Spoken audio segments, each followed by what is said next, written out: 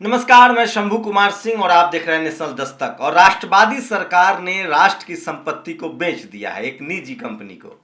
Air India बिक गई है। एयर इंडिया के खरीदार टाटा है, लेकिन एयर इंडिया बिकने से क्या बदलेगा?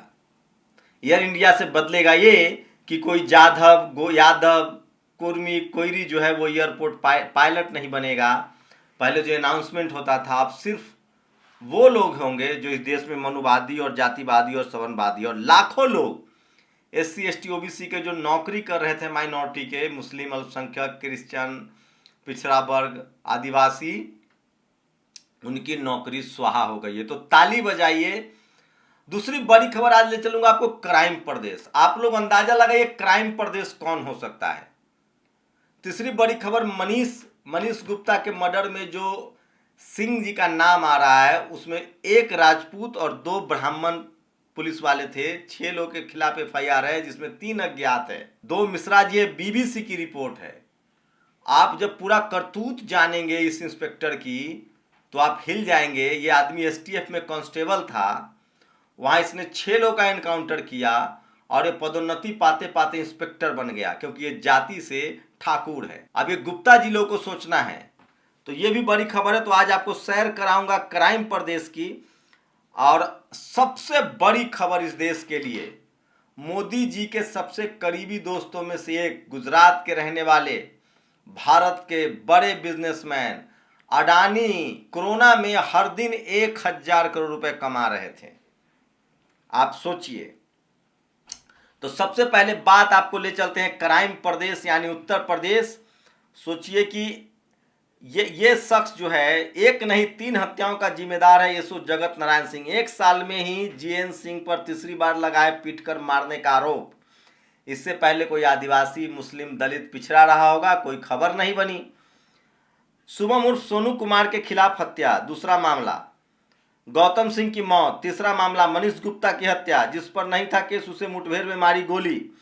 एनकाउंटर कर सिपाही से इंस्पेक्टर बना जगत नारायण सिंह। ये है जात का रसूख और इस पर कोई कार्रवाई नहीं होगी। अब तक गिरफ्तारी नहीं हुई है। लेकिन मैं सिर्फ आपको पहले क्राइम प्रदेश लेके चल रहा हूं, जो सबसे ज्यादा जरूरी है। और बाबा का दुलारा जगत नारायण सिंह हत्यारे के घर पर बुलडोजर कब चलेगा, पूछता है भारत। क्या सिर्फ मुसलमानों के घर पर बुलडोजर चलेगा? आप समझ सकते हैं। लेकिन सबसे बड़ी खबर मैं आपको बता रहा हूं, मनीष है तो परिवार का संघर्ष देखिए, उसकी पीड़ा देखिए। मोहसिना होता तो कब का आतंकी घोषित कर विदेशी फंडिंग का साजिश लगा दिया जाता। रोहिणी ने लिखा है कि मनीष गुप्ता की मौत हुई है तो आप बोल रहे हैं, लेकिन यही कोई मोहसिन होता, कोई मुसलमान होता तो आतंकवादी भी घोषित कर दिया जाता। अफसरों को अच्छे लगते थे इंस्पेक्टर JN सिंह के दाग। मुख्यमंत्री का संगोत्री था, उनका करीबी भी, इसलिए अफसर मेहरबान थे। कमाकर अफसरों की जेब भर रहा था। बहुत पहले से उसे बर्खास्त होना चाहिए था। उसे जबरिया रिटायरमेंट क्यों नहीं दिया गया? कारण स्पष्ट है कि मठ का नजदीकी होने के नाते लोग की हत्या करता रहा। अपराधियों की तरह DM और SP उसे बचा रहे हैं। तो ये देखिए, यही वो अफसर है, प्रशांत कनौजिया ने लिखा है इसके बारे में। यही वो अफसर है जिन्हें हाथरस मामले में कहा था कि दलित बेटी का बलात्कार नहीं हुआ। हालांकि CBI की जांच में इनका झूठ उजागर हुआ है। यह लगातार मीडिया के सामने झूठ बोले। देखिए, ADG जो लॉ एंड ऑर्डर हैं यूपी के, उनका भी गोरखपुर पर बयान आ गया था। तो आप समझ सकते हैं कि किस तरह के हालात हैं। और आपको लगातार दिखा रहा हूं ये क्राइम प्रदेश। और देखिए, मुख्यमंत्री के क्षेत्र गोरखपुर में हाहाकार, सच में जंगल राज और गुंडा राज कायम है। एक और मर्डर हुआ है जिस तरह से मुख्यमंत्री, ये देखिए, रामगढ़ ताल क्षेत्र में 72 घंटे में दूसरी हत्या से सनसनी। और ये देखिए, गुंडे थर थर कांप रहे हैं। भारत समाचार ने देखा है, मॉडल शॉप कर्मचारी की निर्मम हत्या, गुंडों ने हॉकी डंडों से पीटकर की हत्या। पिटाई की पूरी घटना CCTV में कैद। इलाज के दौरान कर्मचारी की मौत। तो ये यूपी की खाली खबरें दिखा रहा हूं, अभी देखते जाइए। झांसी में डेयरी संचालक और पत्नी की बेरहमी से गला रेत कर हत्या। आपको क्राइम प्रदेश की सैर करा रहा हूं मैं, आपको एक के बाद एक। और देखिए, ये देखिए, कल मुख्यमंत्री कानपुर में कानून व्यवस्था पर झूठ बोल रहे थे और कल ही सत्ता संरक्षित अपराधियों ने कानपुर और गोरखपुर में हत्या की वारदात को अंजाम दे सच बाहर ला दिया। सिटी SP गोरखपुर मॉडल, ये देखिए, गोरखपुर में मुफ्त शराब नहीं पिलाने पर बेटर को मार दिया। और तो ये लगातार आप सोचिए कि किस तरह के हालात हैं, किस तरह की घटनाएं हो रही है। और ये है, ये कोई SC ST OBC की सरकार होती। टिकरा में कारोबारी की गोलियों से भुना। ये सब यूपी की खबर दिखा रहा हूँ। और ये गोरखपुर में एक और हत्या, गोरखपुर के रामगढ़तल में, ये वो वीडियो है। तो लगातार यूपी जो है वो क्राइम प्रदेश में तब्दील होता जा रहा है। और चलेंगे गोली तो आएंगे छठे सवर्णों के भी घर। यहाँ पे सिर्फ हमारा मकान थोड़ी है। पुष्पेंद्र यादव हत्याकांड पे यदि आप खामोश रहते तो आज मनीष जिंदा होता। पुष्पेंद्र यादव की फैमिली को देखिए किस तरह से उनको मार दिया गया था। और ये देखिए, तो ये तमाम बड़ी खबर मैं आपको दिखा रहा था जो सोशल मीडिया पर है। और कुछ और, मनीष गुप्ता के 72 घंटे के बाद गोरखपुर में एक और हत्या है, इसको लोग ट्वीट कर रहे हैं। और योगी जी बेहद दुर्बल हैं, यूपी में दूध में पानी मिलाकर पिलाया जा रहा है। और तो तमाम बड़ी खबरें हैं जो सबसे ज़्यादा क्राइम प्रदेश में बदल गया है। और अब सबसे भयानक खबर, इसकी कोई सोशल मीडिया पर भी चर्चा नहीं होगी, कोई बहुजन भी चर्चा नहीं करेगा, वो मैं खबर आपको बता दूं। ये देखिए, बुलंदशहर, ये भी यूपी की खबर है। बुलंदशहर के खुर्जा तहसील में स्कूल से घर आ रही एक दलित छात्रा की निर्मम हत्या कर दी गई। दुष्कर्म की भी आशंका है। पुलिस प्रशासन लिपापोती कर मामले को दबाने में लगी है। सरकार चेत लेके हम दोबारा हाथरस कांड दोहराने नहीं देंगे। एक भी दरिंदा बचना नहीं चाहिए। भीम आर्मी के लोग वहां पहुंचे हैं, वो बात कर रहे हैं। तो सोचिए, ये है क्राइम प्रदेश। एक भी टेलीविजन अखबार मुख्यमंत्री से सवाल नहीं पूछेगा। आप कल्पना कर सकते हैं। तो ये थी आज की बड़ी खबरें।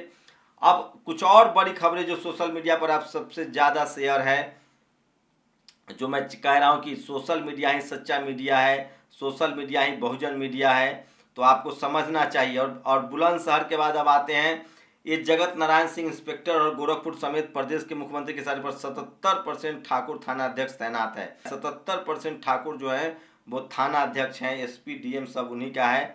और यूपी के होटलों में रुके तो बेहतर होगा, आप होटल में चेक इन करने से पहले स्थानीय थाने में जाकर चेक इन कर ले। और ये देखिए, ये दिल्ली में जो केजरीवाल सरकार ने डिफेंस भर्ती की है, वो किस तरह से एक पत्रकार के साथ गाली गलौज कर रहा है। और शिवपुरी में भीम आर्मी द्वारा काले झंडे दिखाकर अभद्र टिप्पणी का जवाब मांगा जाएगा।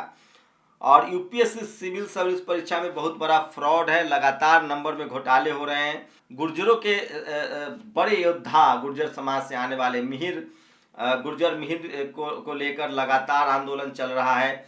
और उनके साथ नाम से जिस तरह से गुर्जर शब्द हटा दिया गया, उसको लेकर लगातार आंदोलन चल रहा है। तो यूपी में ठाकुर वर्सेज गुर्जर कराने की कोशिश है।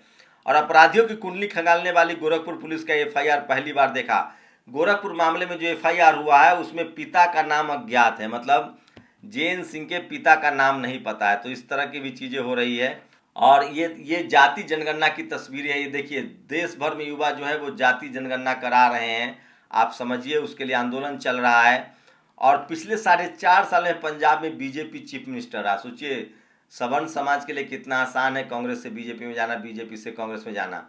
और ये स्क्रीनशॉट देखिए, योगी बेहद दुर्बल और पिलपिले शासक साबित हुए। न पुलिस कंट्रोल है न टीचर। ये देखिए, दूध में पानी मिला के पिलाया जा रहा था। और कांग्रेस में आए तो कन्हैया चुनाव हारे, और भाजपा में गए सिंधिया और जितिन प्रसाद तो पानीपत और हल्दीघाटी का युद्ध जीते हैं। अराजकता और प्रशासनिक पक्षपात फैलाने से सबको नुकसान है। कभी भी कोई लपेटे में आ जा सकता है। दिलीप मंडल ने पोस्ट लिखा है, मैं चाहता हूं उसको पढ़ के सुनाओ। जो आपके कोर वोटर होते हैं, चंद घटनाओं से कोर वोटर, आपको सोचिए सवर्ण समाज के लोग अभी भी उसके साथ बने रहेंगे, क्योंकि उनका मुख्य एजेंडा है मुसलमानों को टाइट रखो, आरक्षण खत्म करो। मध्य प्रदेश के ग्वालियर अंचल के सबसे बड़े सरकारी अस्पताल में 3 बच्चों की मौत हो चुकी है। तो ये भी बड़ी खबर है जो मैं आपको बता रहा था। और सोशल मीडिया ही सच्चा मीडिया है, सोशल मीडिया ही बहुजन मीडिया है।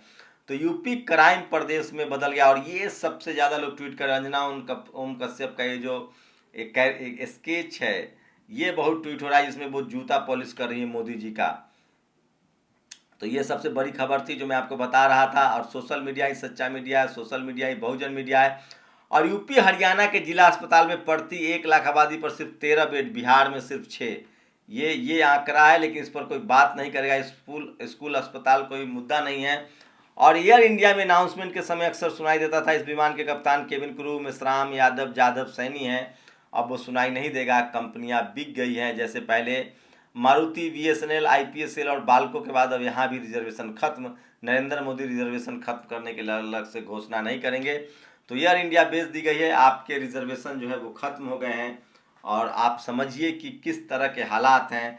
पूरा देश क्राइम प्रदेश बन गया है, कोई बात करने के लिए तैयार नहीं है। इसलिए मैं बार बार कहता हूं कि सोशल मीडिया बहुजन मीडिया है, सोशल मीडिया सच्चा मीडिया है। और आप लोग की क्या प्रतिक्रिया है वो अपनी प्रतिक्रिया जरूर दीजिए। और अपाला मिश्रा को सिविल सर्विस में टॉप 10 रैंक दिलाने के लिए सारी कायनात जुट गई थी। 215 नंबर मिले इंटरव्यू में, रिटेन में फिसड्डी थी। यूपीएससी का इंटरव्यू घोटाला आपको हिला कर रख देगा, इंतजार करे डिटेल।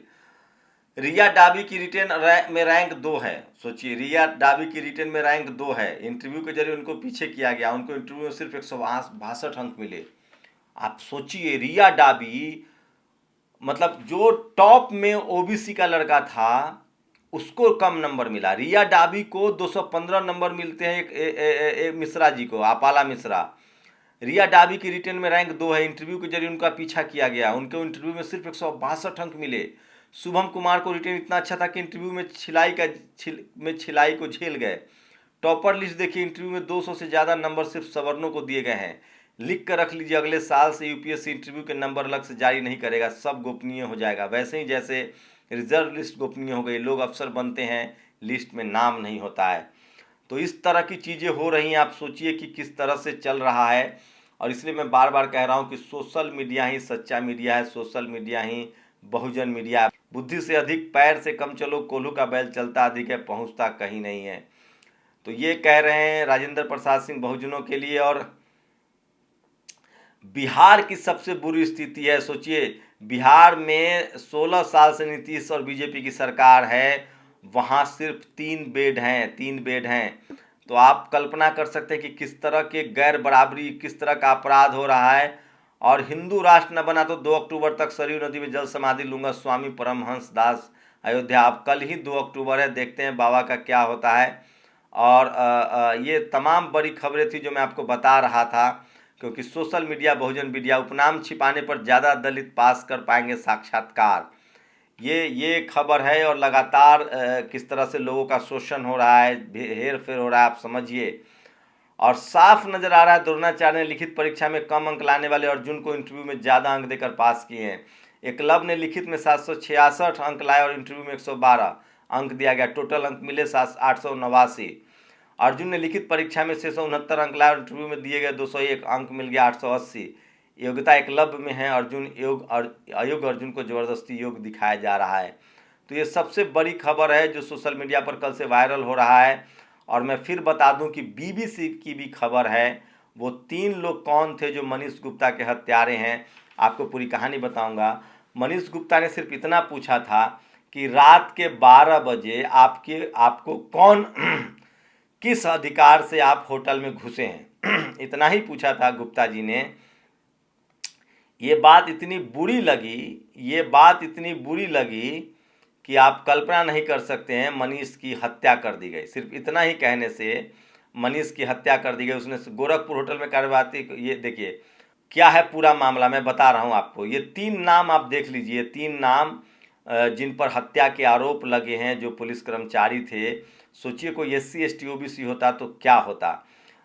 हरबीर सिंह, प्रदीप सिंह उनके दोस्त थे जिसके साथ वो रुके हुए थे। रात के 12 बजे वो कमरे में आए थे। हरबीर ने दरवाज़ा खोला था और पुलिस के कहने पर मेरे और अपने दस्तावेज दिखा दिए थे। और मनीष ने सिर्फ इतना पूछा था कि आपको रात में क्या ज़रूरत पड़ी आने की, और आपको अगर मेरे साथ मेरी जांच करनी है तो आप मृतक मनीष गुप्ता की पत्नी साक्षी गुप्ता किस तरफ से दर्ज कराएगी। ये जगत नारायण सिंह, कांस्टेबल अक्षय मिश्रा और विनोद मिश्रा, ये 3 नाम हैं। जगत नारायण सिंह, कांस्टेबल अक्षय मिश्रा और विनोद मिश्रा। सोचिए कोई मनीष की जगह कोई मुसलमान होता तो उसको मार भी देते और आतंकवादी भी करार देते। कोई दलित पिछड़ा होता तो उग्रवादी करार दे देते। कोई सिख होता तो खलिस्तानी करार दे देते। ये तीनों लोगों की जाति पता कर लीजिए। ये स्थिति है इस देश में। आप लोग की क्या प्रतिक्रिया, अपनी प्रतिक्रिया जरूर दीजिए। तो आप, ये था क्राइम प्रदेश की हालत। शुक्रिया। नेशनल दस्तक की आपसे गुजारिश है कि अगर इसको बचाना चाहते हैं तो नेशनल दस्तक को सब्सक्राइब करने के लिए रेड कलर के सब्सक्राइब बटन को दबाएं, फिर बेल आइकन की घंटी दबाएं। नेशनल दस्तक को बचाने के लिए बहुत जरूरी है कि हर खबर को शेयर करें, लाइक करें, कमेंट जरूर करें।